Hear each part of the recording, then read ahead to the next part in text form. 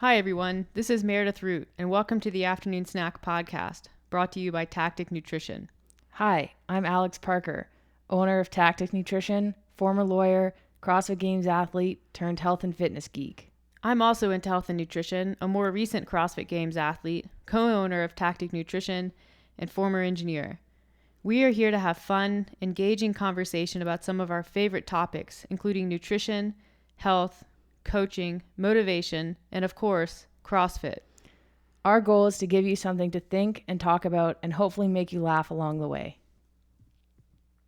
Hi, Alex. Hey, You hate that so much. I wait for it and I know exactly what's going to come out of your mouth. But what if I was like, hello, Alex Parker? I wouldn't like that as much either. You don't like when people use your full name? No. In a casual setting? I dislike that, yeah. Yeah.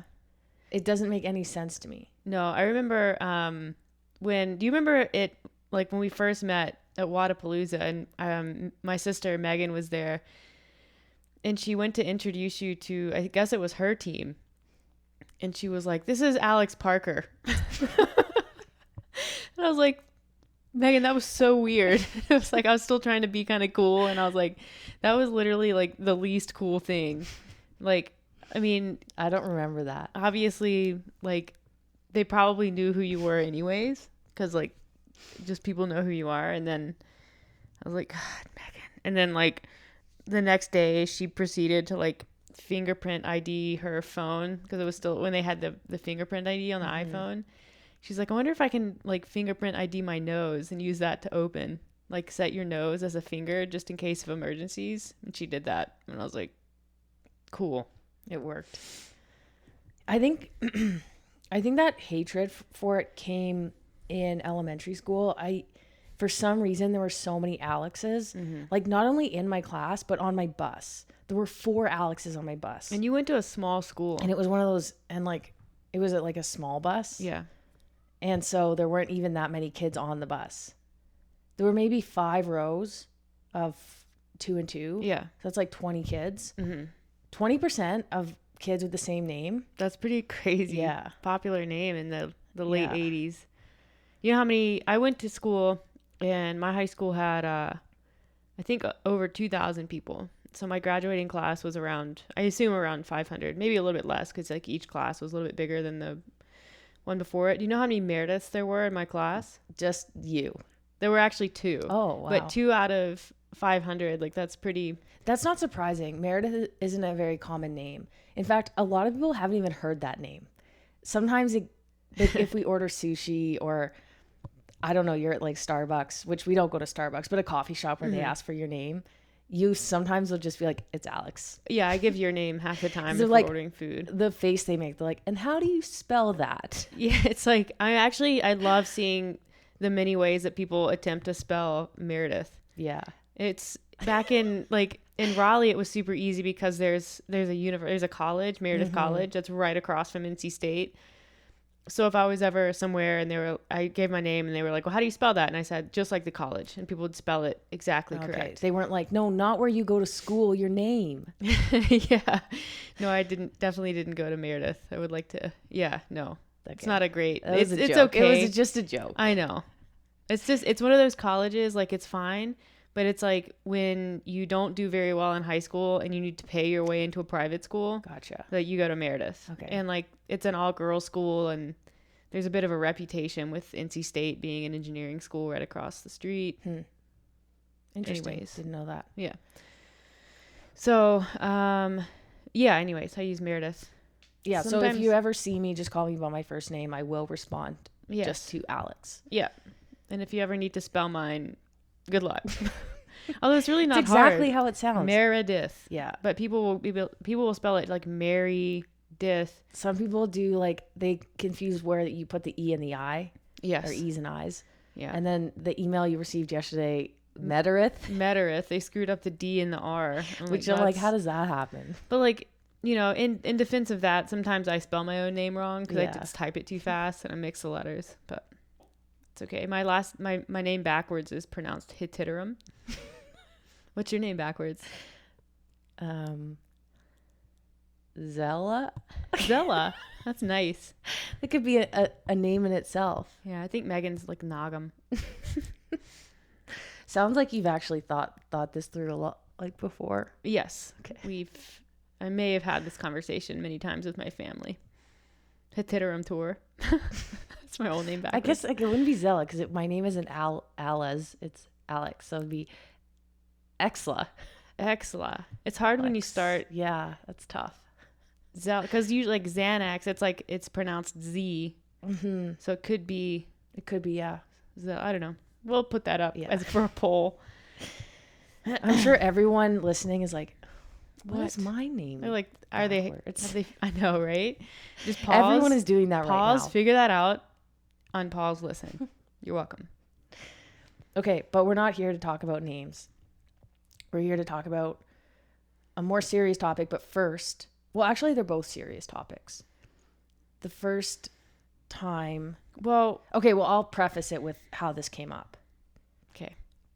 The other day, we were skiing with my parents, and we were all in the chairlift, and I tooted.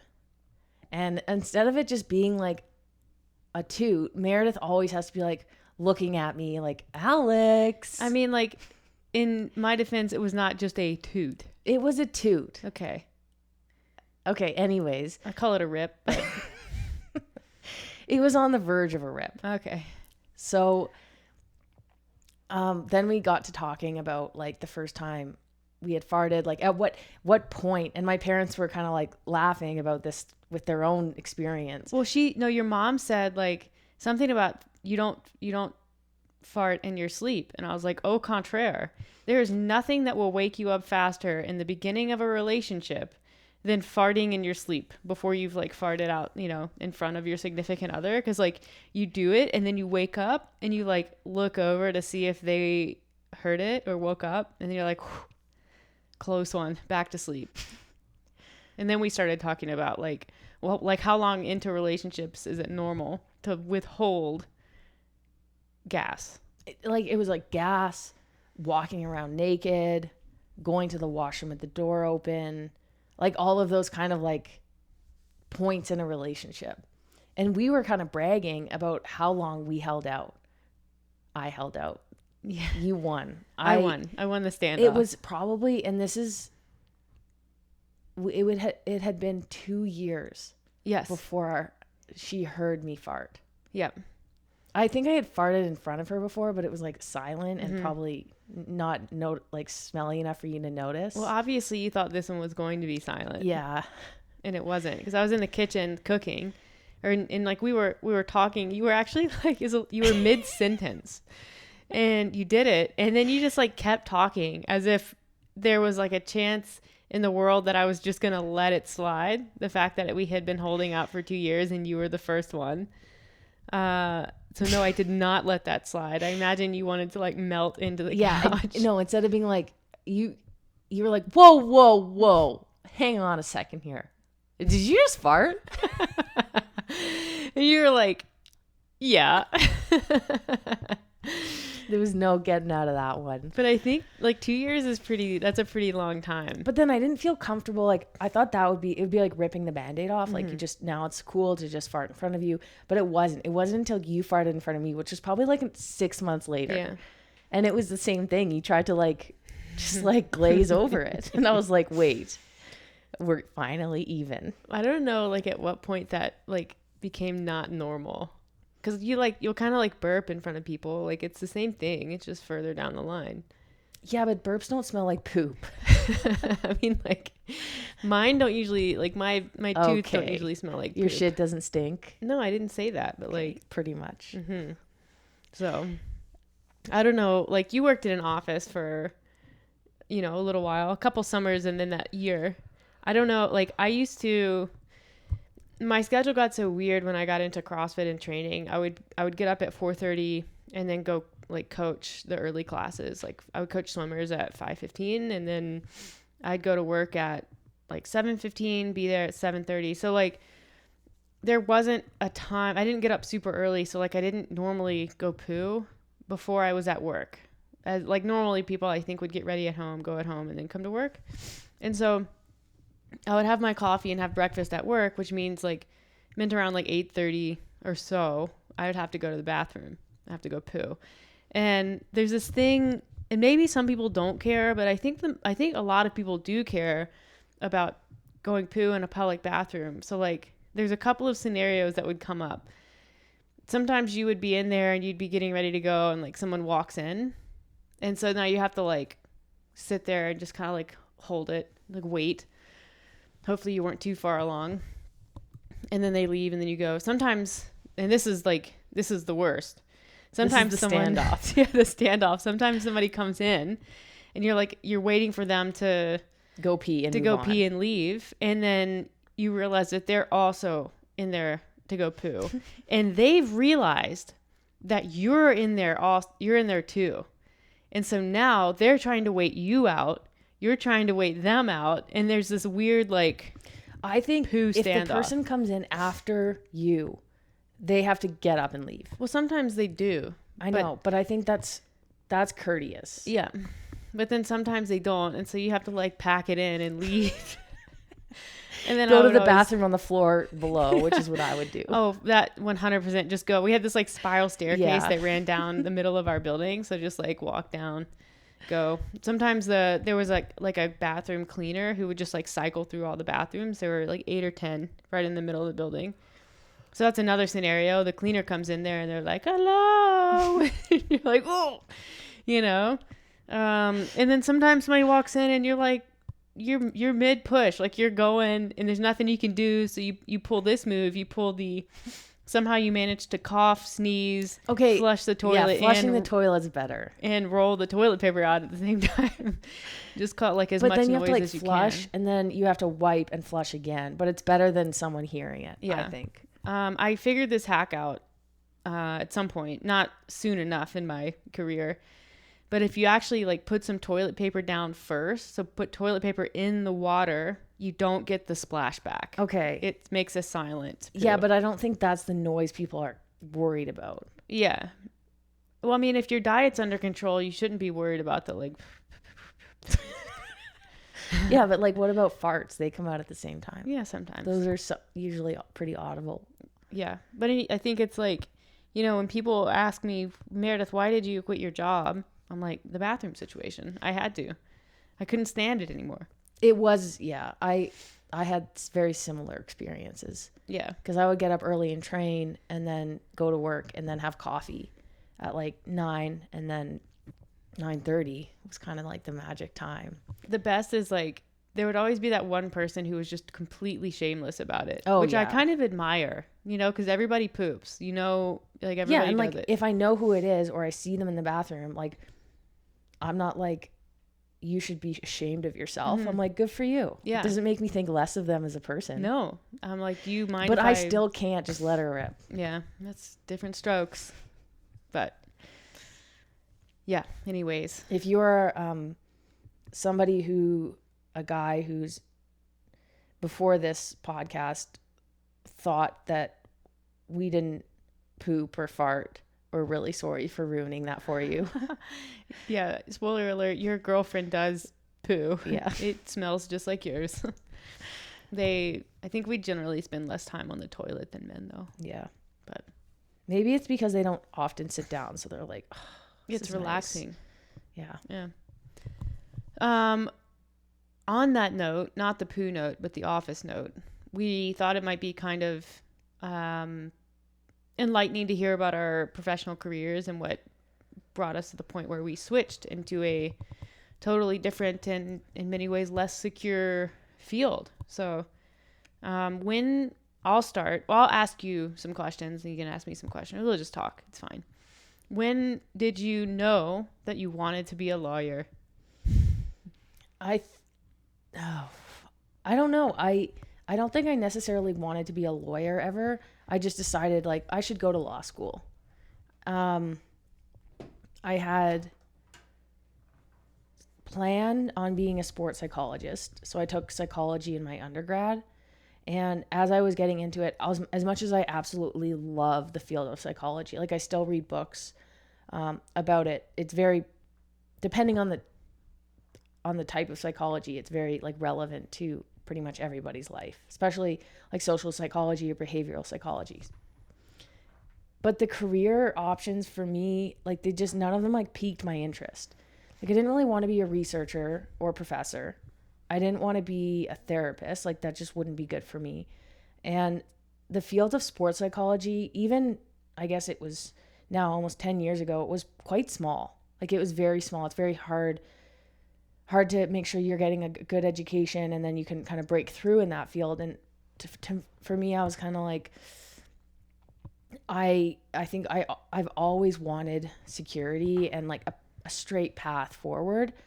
And I took a few business courses and then I took a business law course and I was like, wow, this stuff is actually pretty interesting as well.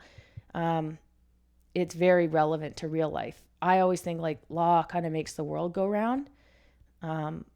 I value rules and contracts and that sort of thing. It's certainly not black and white, especially when you're arguing cases and contracts and stuff, but there was just more security in it, I guess. And so and both of my parents are lawyers, which is also part of it. So I'm like, you know what? I'm going to go to law school. So I took a year off after university. I was dealing with some grief stuff. I had a couple deaths in the family my senior year, and I took some time, studied for the LSAT, and then got into a few different law schools across Canada and decided to do that. And then you quit. Yeah, that was 4 or 5 years later. Yeah. What brought you to that point? Law school was awesome. It was very much a learning experience in multiple ways. I learned a lot, obviously, about the law, but I also learned a lot about myself, and it was one of the hardest things I've ever done. First year law school is no joke. Like it is so much work and so different from undergrad. It's just, undergrad for me was like a breeze. Like I was like an A+ student, not to brag, just I was always on top of things. I really, really loved what I was learning about, and it just clicked. Like I didn't really have to study much. It was just so interesting to me. I really liked it.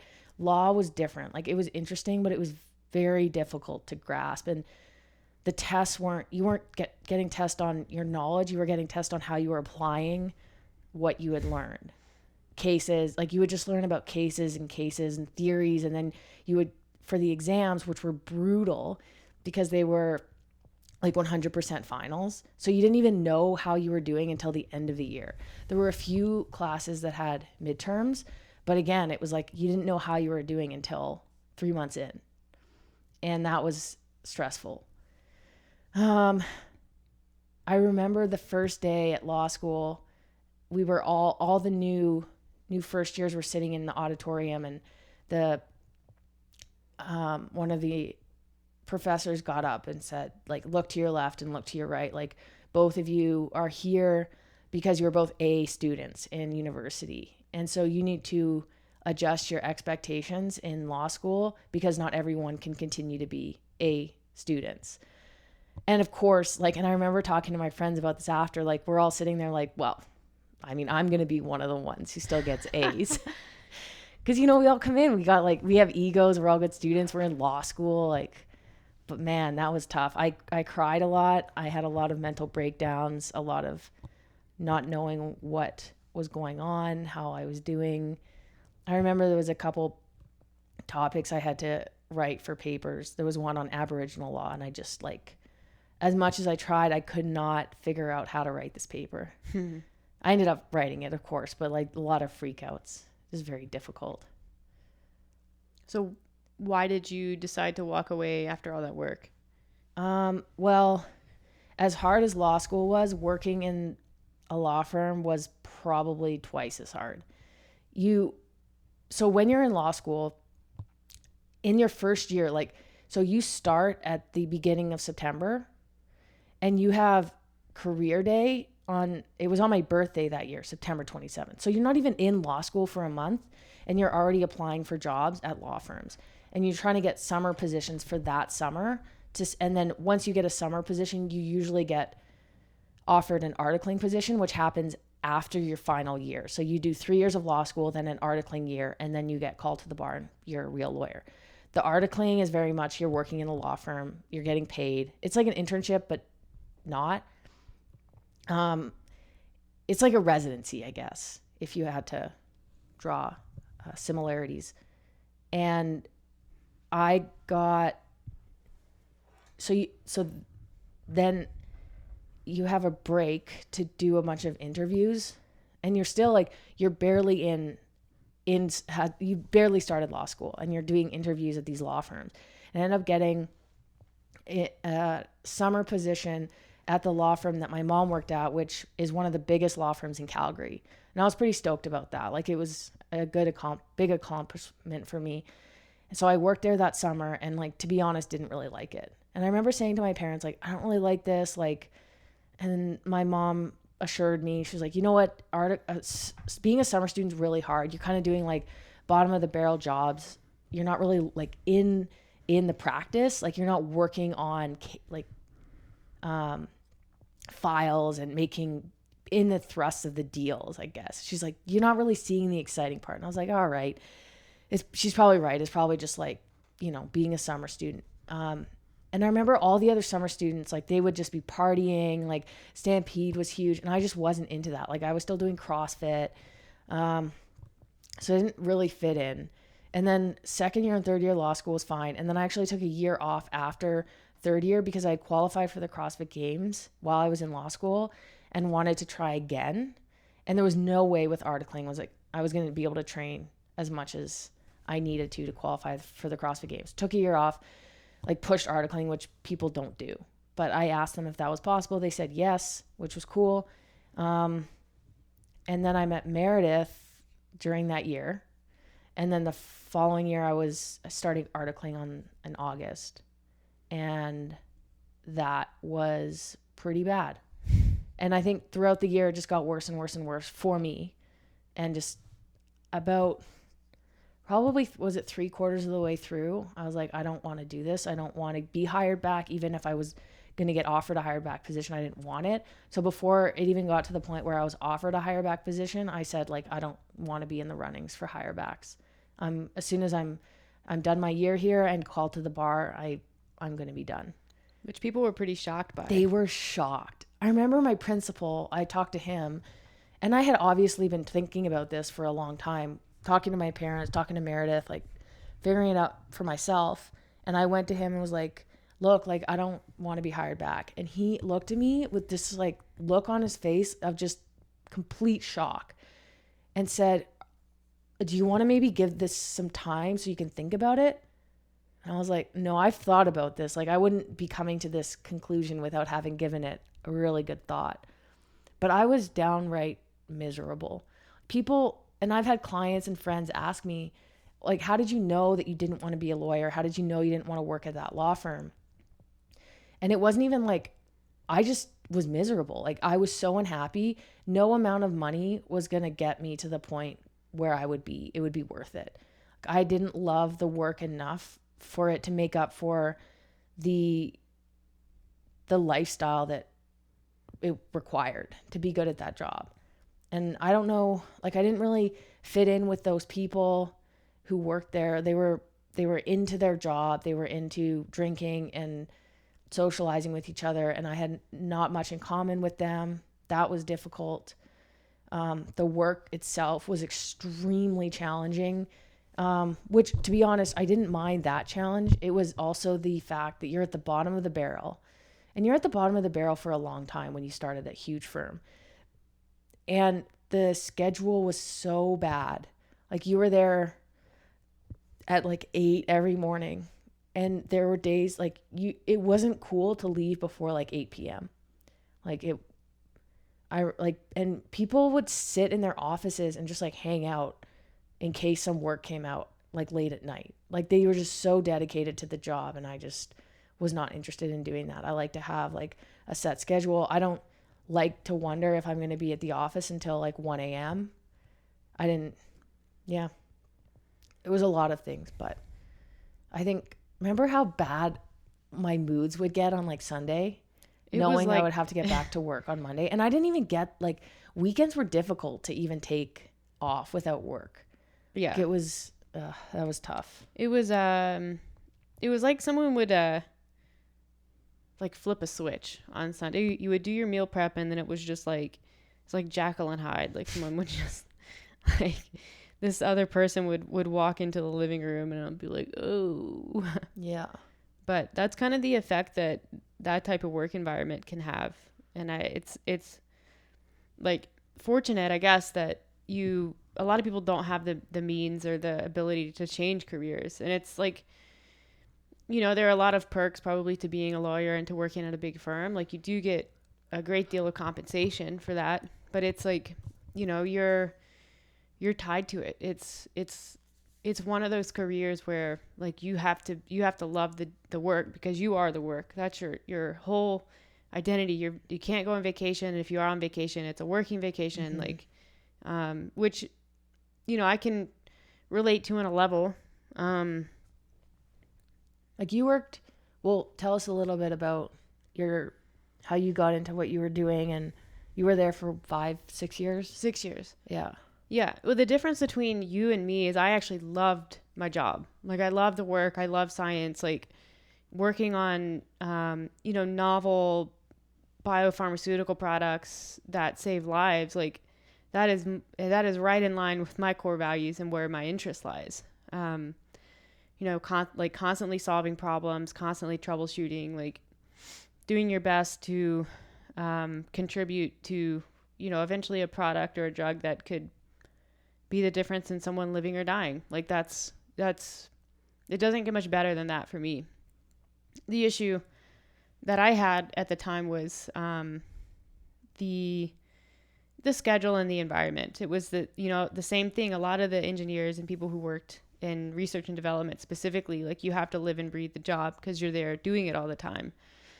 And like specifically with my department, which was we were kind of the bridge between small scale research and development. Like think like petri dish kind of. I mean, we didn't use petri dishes, but very small scale and then very large scale manufacturing. So our job was like figuring out how to take these products that had been developed in like very small scale and get them to grow in 10,000 liter bioreactors. So it was a lot more mechanical and sort of chemical type engineering than just research and development. And the difference is like you're running the same type of equipment as a manufacturing facility, but you don't have 24-hour coverage. And so like, the thing with cell culture and that type of work is you're kind of at the mercy of the cells, and like you do understand the process enough to know like, okay, we need to inoculate at this time so that transfer and split occurs at a reasonable time of day instead of in the middle of the night. Like we understand how long it takes for cells to grow to certain densities and that kind of thing, but like things don't always work out, or sometimes there are contaminations or alarms. And so it wasn't uncommon for people in my group, and it was a small group, like 6 people, to have to go into the lab at 2 or 3 in the morning because, there's an alarm going off, or like the timing wasn't quite right and you have to go like take care of it. So like the schedule was just getting to be a little bit of a burden, especially for me with my athletic kind of pursuits. It's really hard to maintain a training schedule when you're, having to go in and do stuff like that every couple of weeks. It really throws a wrench into things. So I was kind of at a time where I was either going to move departments, like I was going to move out of that particular department, which, a lot of younger people work there because the schedule is so demanding. So you get a couple years there, you understand like a lot of different processes really well, and you're very desirable in other departments in the company. So it's kind of a feeder into whatever you feel like doing. So I was kind of at the point where it was time for me to do that. And then I quit my job with every intention of going back.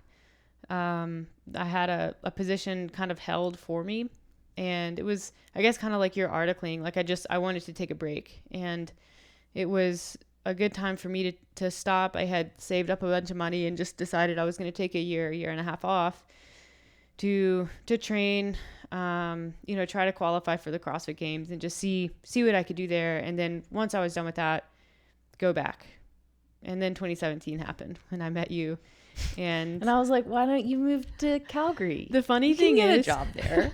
I started Googling, I was like, I mean, like, not to toot my own horn here, but like people were trying, like I had recruiters all over me trying to get me to go work at different companies. Cause like your skill set is just it's very specialized. It's very in demand. And I was like, for sure there's work in Canada and I'll have no problem getting a work visa sponsored because like I'm just that specialized. And then I learned there's like basically no biopharmaceuticals in Canada at all.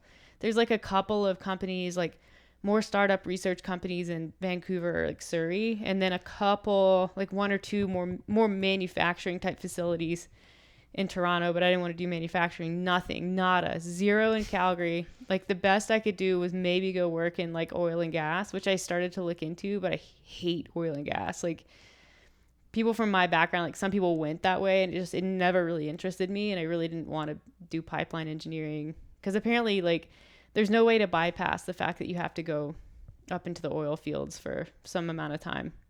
So I was like, no, I'm good. And then 2018 was kind of ended up being just sort of a transitional year. Also the year that I went to the games, which was not like, I mean, it was my intention, but not like the intention of the year. So our like transition out of our careers was like, they were pretty different. I think mine just kind of, I faded out of my career. You were like, no, I'm stopping. Yeah. So I think had I not started coaching nutrition and like, I mean, I already did that a little bit even while I had my other job, but I started to see like you can do a lot of good on the front end of the health industry too, whereas I had been on the back end for many years. And so I think that's what drew me into nutrition and fitness as a career, and then kind of tested it out and realized pretty quickly in 2018, like this is a viable career move. I remember you were coaching, so you had your clients and you would check in with your clients while I was at work. But your schedule was pretty flexible. Like you were training while I was at work. And I specifically remember I was so mad one day and just like I resented the fact that you were doing something like fun and you would tell me about how you were helping these people. And I remember like, well, when are you going to get a real job? Like, what are you going to just nutrition coach forever?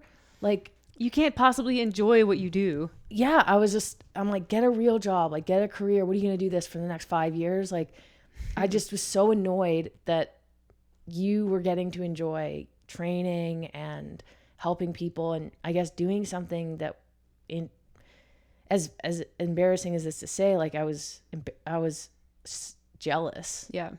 I think there was part of me back then that knew like, I can't keep doing what I'm doing. I can't just keep being a coach for somebody. Like I knew at some point, like I had to do something more. And I think that's why, like, that's kind of where tactic and what we're doing now was born. Yeah. It's like, I'm too smart, too driven. Like the opportunity is there. Like I can't just not take it. Yeah. I can't not build something that is mine and ours. Like when I had made the decision not to continue at that firm, I didn't make that decision with knowing that I was going to be doing nutrition coaching or anything. I basically said, like, there's no effing way I'm working here for 1 month or 1 day longer than I have to. And it was kind of weird because I think it was April, where they were starting to look at whether they were going to hire all the articling students back. And so that was when I was kind of like, look, like, don't even consider me, which, to be honest, I'm not even sure I would have been hired back because, like, I think they could tell I wasn't 100% like interested and committed and getting and fitting in. There was just always a bit of a rift, especially on a social level. And so I was still working at that firm knowing that I wasn't going to be hired back. May, June, July, August, about 4 months. So Yeah, that was brutal. But I was still working a ton, like you just had to. But in that time, like I was looking at other opportunities, like checking LinkedIn, like maybe, there's some way I can work for CrossFit in like a legal capacity, which would have been difficult because they're in California. I was thinking, what if I became a manager?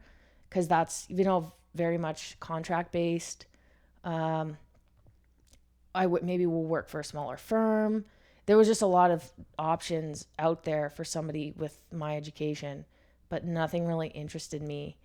And so I was like, well, maybe I'm really interested in what Meredith's doing. Like, the more I was learning about what you were doing, the more I kind of thought maybe I would actually be kind of good at that. And like, it would provide a good opportunity to learn more about nutrition and fitness, which I already knew a lot about and really loved it. Yeah. And that's when I started coaching for another company too, and just learning from you and learning from them. Yeah.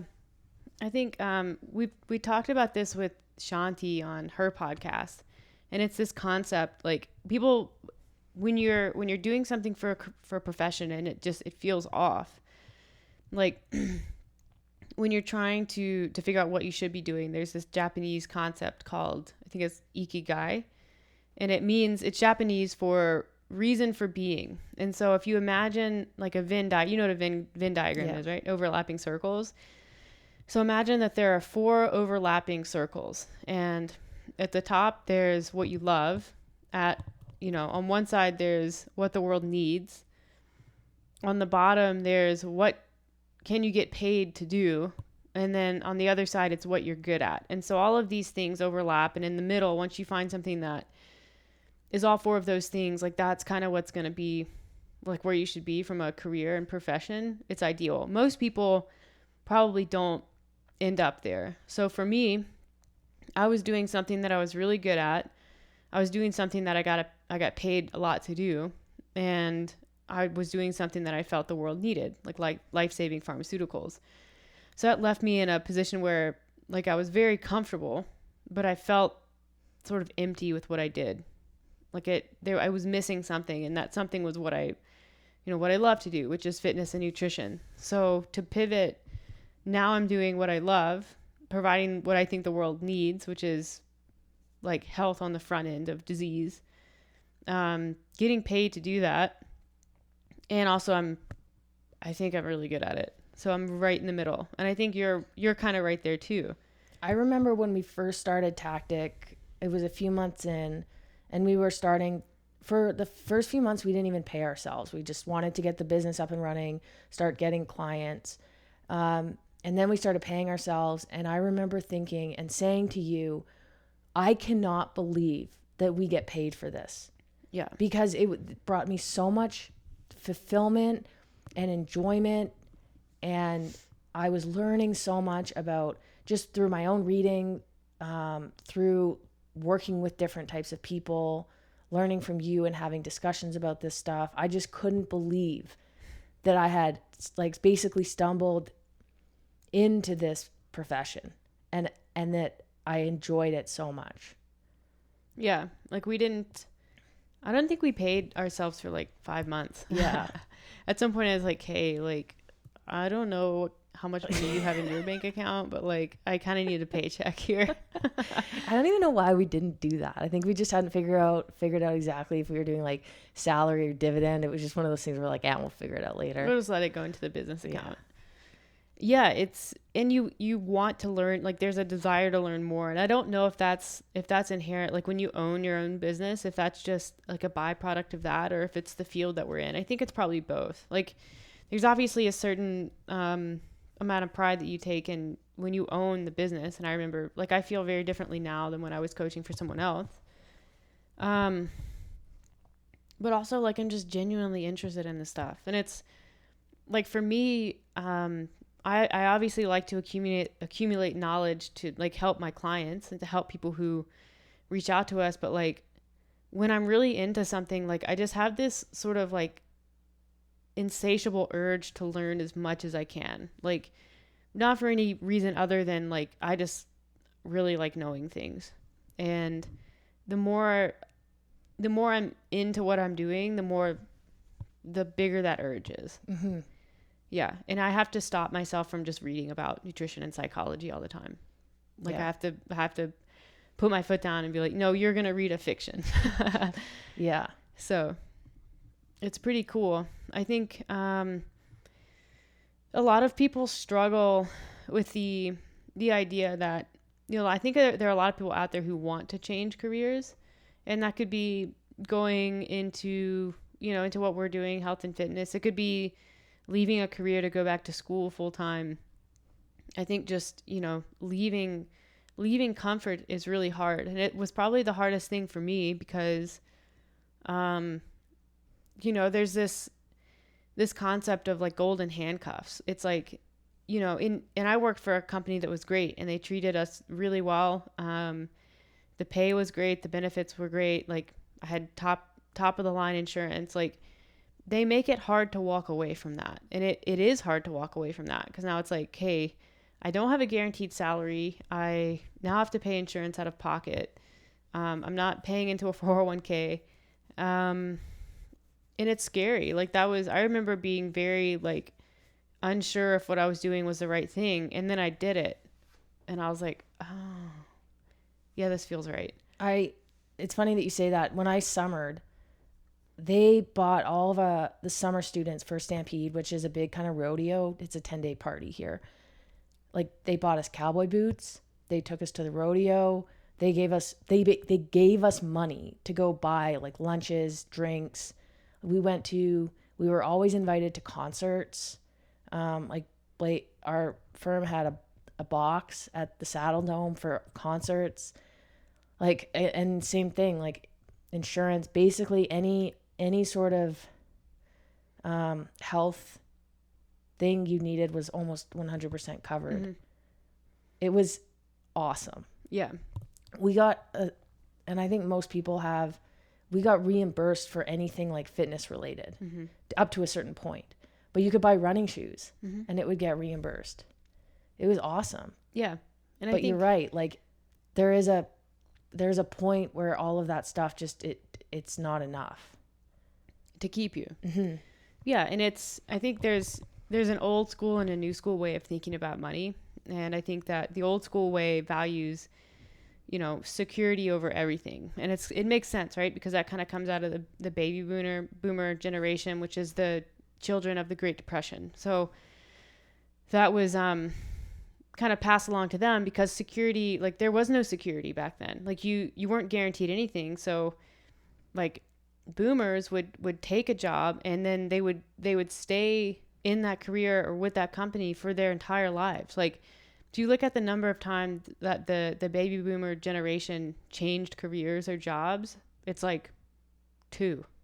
Mm-hmm. And you look at millennials or like now Generation Z, and it's people change jobs all the time. They change careers all the time. The way that we think about money and investment is so different. And it's because like, yeah, there is security, but also like a lot of these archaic security systems like Social Security or like Canadian pension plan, like we aren't guaranteed that we're going to even reap the benefits of those. Mm-hmm. So it's like make your own wealth, make your own money, like invest that money, figure out how to like generate streams of income that are not conventional.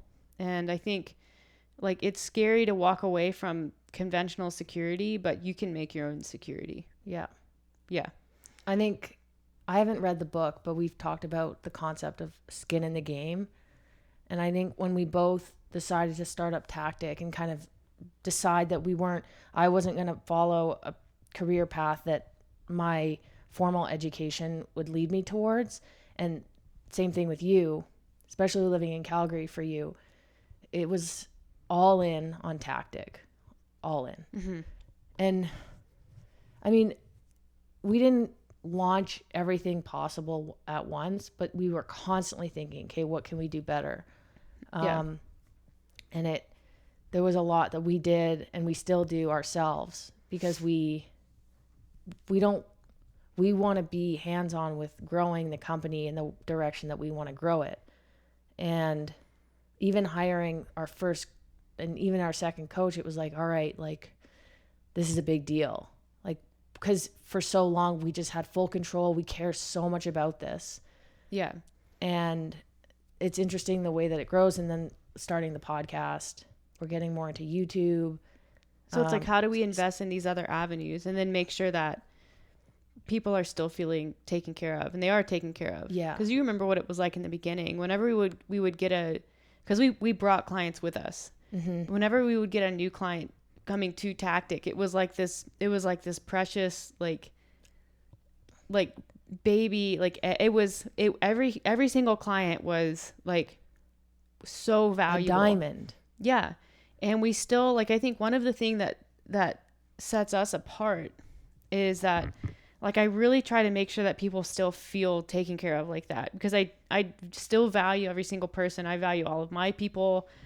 I value all of your people. I value Lindsay and Meg's people. Like, everybody, I want everybody to be taken care of, because that's like, the core of what we do is not YouTube. It's not the podcast. It's not social media. It's the people.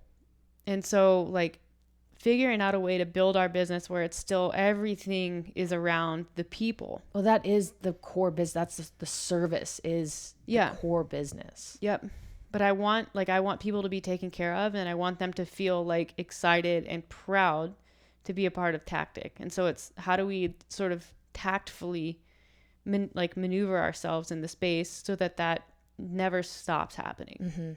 Yeah, the one-on-one coaching. I mean, we've discussed getting out of one-on-one coaching. Like, all right, can we make more money doing this? Like group coaching. Can we make more money doing subscription-based coaching, templates? And every time we come to the conclusion, like, well, no, like that isn't what we're doing. That's not what we find helps people the most. Mm-hmm. And maybe we don't get to touch as many people because our price point is higher, or each person requires a bit more time commitment. But that's what we value, and that's what we know people will get the most value from. Yeah. It's definitely it's a slow growth model. It's not like high volume. It's not RP. It's not all of these programs out there that they just crank out templates, and that's the business model. Like, I don't want to do that. That's not our thing. When we were branching out into more like marketing, we were told, like, you need to start doing group-based coaching. You need to start rolling out programs that people can sign up for $10, and focusing on a niche client, and kind of figuring out exactly what they want. Like, I think the words are like, kind of tap into their insecurities. Like, are you somebody that, is struggling with the way they look when they see themselves in the mirror? Like, we aren't that company. No. And I remember we walked out of that meeting and we're like, yeah, nope, that's not us. Yeah. Yeah, maybe in the long term, like, we could get more money. I mean, we see that on Instagram all the time. Like, these 30-day nutrition challenges, $10. Like, though, to us, like, that's not what is us. Like, that's not Tactic. That's not caring about each individual person. So we've kind of struggled with some different stuff, struggled with how we're going to grow, how we see the business in 5 or 10 years. But I think we've always stuck to our core values. Yep. And I think that's the key, right? Like, if you are trying to switch careers or make a move, like, identify what it is that's most valuable to you. Like, what are your core values? What can you do that, like, you love, people need, you get paid for, and you're good at? And, like, go all into that. It's the internet has just opened up opportunity for self-employment. And I think as long as you're authentic with the way that you present yourself, and, if you're trying to do service industry or like client facing work, like, just be honest, connect with people, don't be shitty, and, like, don't stop. Yeah. Keep working. Like, that's the thing. I work more now than I ever have in my whole life. I know. I'm like, I think I actually, with all of the things that running a business requires, I'm working, I don't know if it's as much, but definitely it's comparable to when I was working as a lawyer. Like, I'm always on top of stuff with because we do all the administrative, but it's like, I love it. It doesn't seem like work when you really love something. Mm-hmm.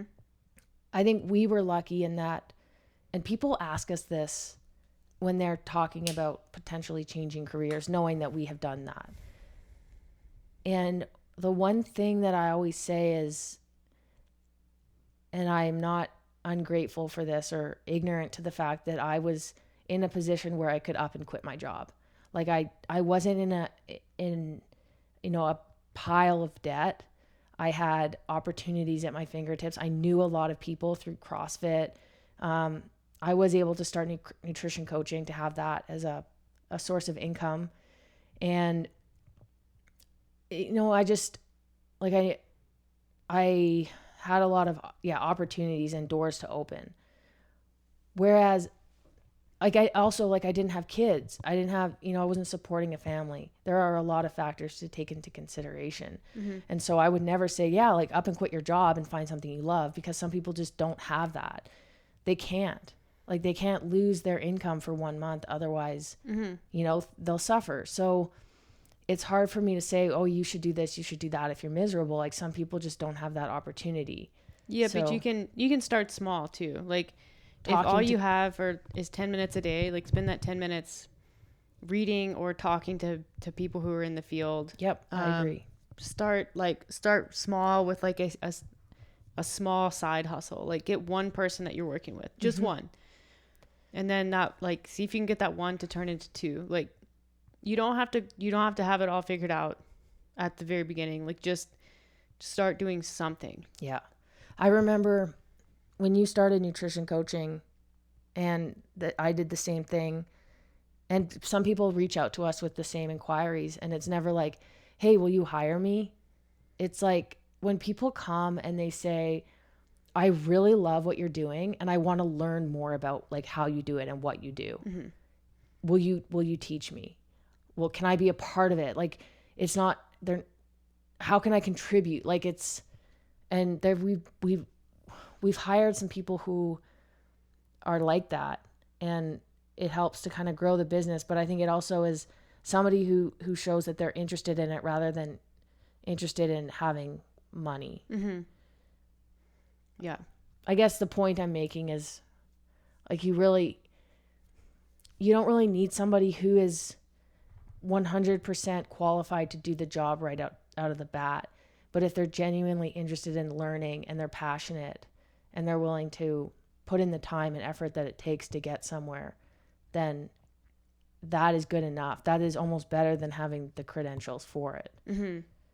So, yeah, even if you're not classically educated, formally educated in a specific field, doesn't mean that you can't go into that field. Yeah, exactly. And you might actually do more work trying to learn to get into the field than someone who has a BSc or a master's in nutrition and feels like they don't need to read anymore. Mm-hmm. Like, well, I have this degree, I know everything there is to know. And that's not everybody who has those degrees. It's definitely some people. But yeah, I think I'm a lifelong learner about things that are relevant to this business, about things that are not relevant at all to this business. And I think that's an important thing too. Never stop learning. There's no end. You can never know enough. Yeah. I think it's safe to say, like, I don't want to sound like I'm cocky and that we've grown the greatest business that there ever was, but I am certainly very, very proud of Tactic mm-hmm. and the service that we offer. Yeah. And so, yeah, if it ever sounded like I was bragging, I wasn't. I'm very proud of it. Yeah. And I can't wait to, like, keep pushing. I know. It's going to be fun. I think that's it. I want to wrap it up. So I think we've had a few people reach out to us on this topic specifically. So if that's you and you have questions or just want to, run something by us, feel free to reach out on our personal Instagram or Tactic. And we'd love to hear your story. If you've done this, we'd also love to hear about how you did it and, how you feel about it. I think it's really cool when someone makes this kind of leap and it works out. I think it's like the best. It's my favorite type of story. So, thanks for listening. Make sure you follow us. Also, we have a YouTube channel. We've had a YouTube channel, but we're doing more videos. We just did one on what's in our fridge. So make sure you go check that one out. And any questions, comments, concerns, send them our way. Thanks for listening.